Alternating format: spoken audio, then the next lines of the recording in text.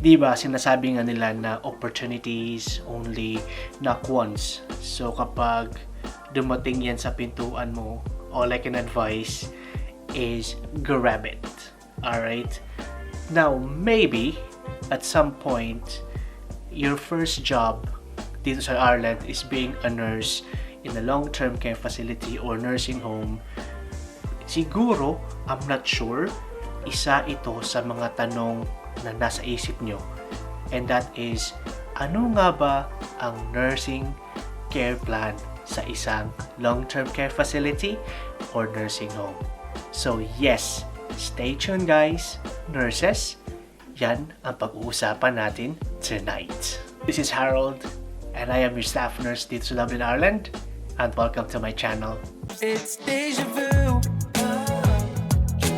Memories come back when I'm with you. It's deja vu. Before we start, I just want to say thank you so much guys sa panonood ng mga vlogs ko. And I hope somehow na you nurses, aspiring nurses, nakakatulong yung mga vlogs ko, especially for getting information about, nursing home, because I don't know, I just find it really enjoyable sharing to you my ideas as a nurse who used to work in a nursing home. And yeah, I hope those information ay nakakatulong. Who knows, when you land your first job in Ireland and then sa nursing home ka, maybe those information will ease up a little bit. But anyway, let's go. Ang dami ko naman pinagsasabi. Let's go guys. The nursing care plan in a nursing home usually starts upon your admission of the resident sa facility.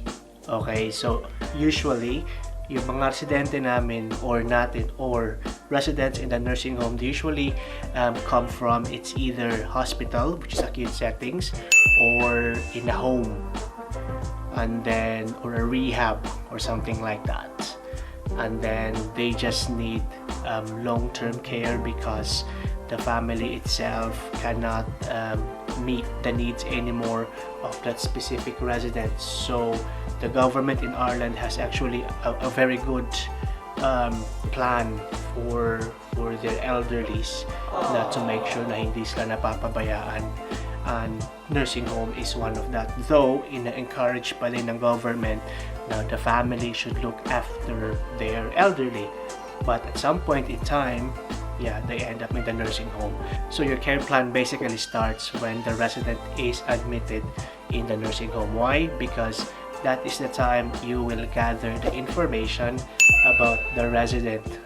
For example, the medical history, diagnosis upon admission, and personal background of the resident. Personal in a way na you will be taking about their routines at home, their behavior, their mobility, those kind of sorts.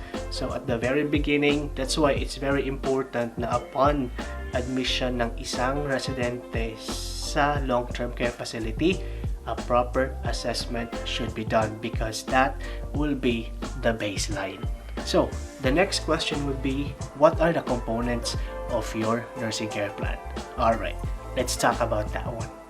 Siguro I will not go so much on the details, like no, not that one anymore, but I will just give you like the overview of what is inside the nursing care plan in a nursing home. One thing that I would emphasize is that each nursing care plan is personalized.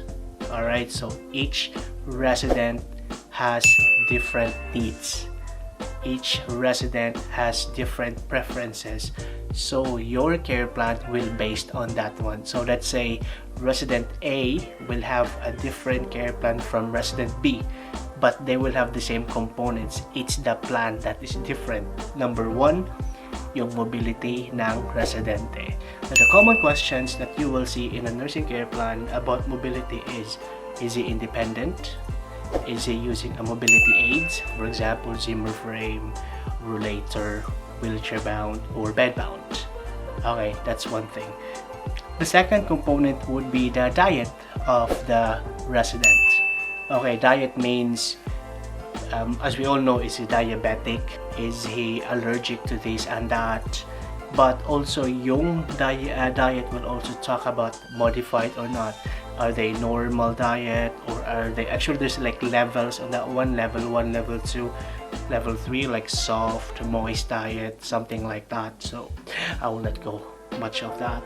In relation to diet dito sa mga nursing home, they have these protected meals. That means they're not disturbed when having their lunch or meals. They are not allowed to be disturbed by their family, so they will be given the time to really enjoy their meals. The third one that I would say that is also important in a nursing care plan is your communication. So yeah, can they read? Can they write? Are they wearing glasses? Are they wearing hearing aids? In some nursing care plans, it is just like tick tick tick. But yeah, some is you have to specify. But for me, actually, I'm fond of specifying, like writing it down, because in that way I will know my residents. Number 4 is another component is yung behavior, which is one of the most challenging part of your care plan, because as we all know, in a residential care, in a long-term care facility, majority or mostly of your residents would be having this Alzheimer's or dementia or bipolar. So basically guys, you will be dealing with behavioral shifting, yung mga ganon, yung mga sundown syndrome, yung mga ganon. So for example, if agitation, so what is the common cause of agitation?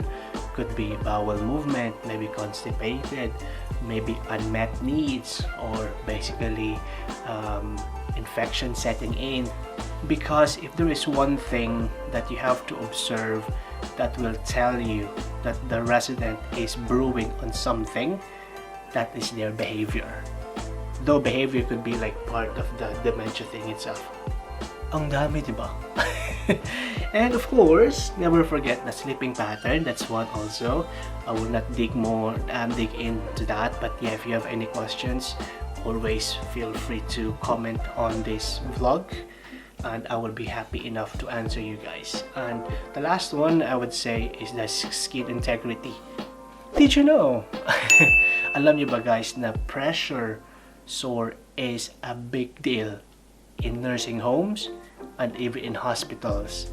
Kasi kapag nagka-pressure sore ang isang residente, ang dami mong gagawin. So that's why skin integrity is very important as part of your care plan. And it also starts on the day of the assessment, on the admission. So yes guys, that's it. Thank you so much for watching, and I hope now you learned something from this vlog. And yes, I would like to ask again, if you have any questions, comment down below. And yes, this is Harold, your nurse in Dublin. And yeah, keep on saying this one. Keep dreaming, keep aspiring, work on your plans, and pray and work and believe that you can make it. Alright, thank you so much for watching. Have a good night, and I'll see you again next time. This is Harold, signing off. It's deja vu.